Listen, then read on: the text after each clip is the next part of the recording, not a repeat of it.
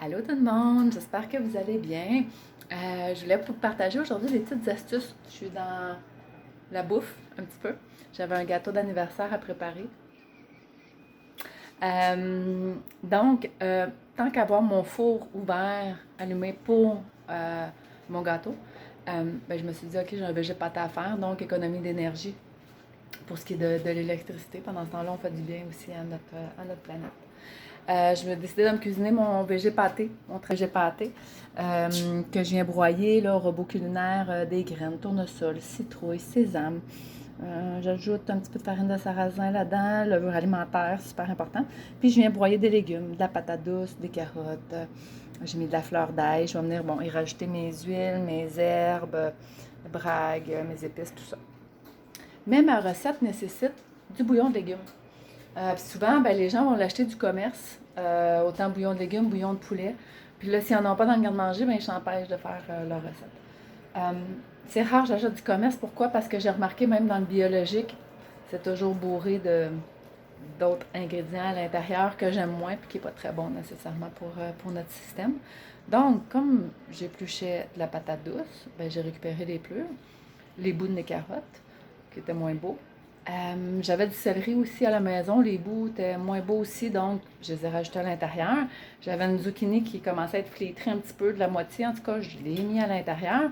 Donc, je suis venue me créer mon propre petit bouillon qui va aller directement dans mon végé pâté. Euh, voilà le gâteau et le petit caramel qui est en train de se faire. Que je vais venir piquer mon gâteau, mettre le caramel, puis remettre au four un petit 5 minutes. Donc, pendant ce temps-là, mon végé pâté va cuire aussi. La récupération des légumes, on a tellement été habitués dans notre enfance, en tout cas pour ma part. Les bouts de légumes, ça s'en allait tout à la poubelle. Même, je vous ai déjà partagé, les fans de carottes, à cet ainsi, sont encore super belles quand je vais chercher mes légumes bio. Je les récupère déshydratés parce que je vais pouvoir mettre ça n'importe où cet hiver. Un coup qu'ils vont être déshydratés, ça va faire comme une herbe aromatique qui va goûter la carotte. On peut les faire en pesto. Il y a plein de trucs à faire avec les fans de carottes. Donc, tous mes bouts, toutes mes retailles, tu sais, quand j'arrive, je lave mes céleris, je lave mes légumes, tout ce qui est retaille, je les mets au congélateur dans un Ziploc. Fait qu'au fur et à mesure, je remplis mon Ziploc.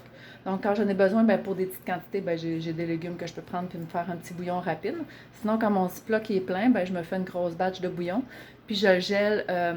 C'est différent. Tu sais, souvent, ben, quand je sais que je vais l'utiliser pour un potage, ben, je me fais un plus gros plat. Puis après ça, je me fais des petits plats parce que mon végé pâté, je me le fais assez souvent. Donc, comme j'ai besoin d'une tasse de bouillon, ben, je vais me faire geler des tasses de bouillon comme ça. Fait qu'à ce moment-là, c'est facile quand je me fais un végé pâté.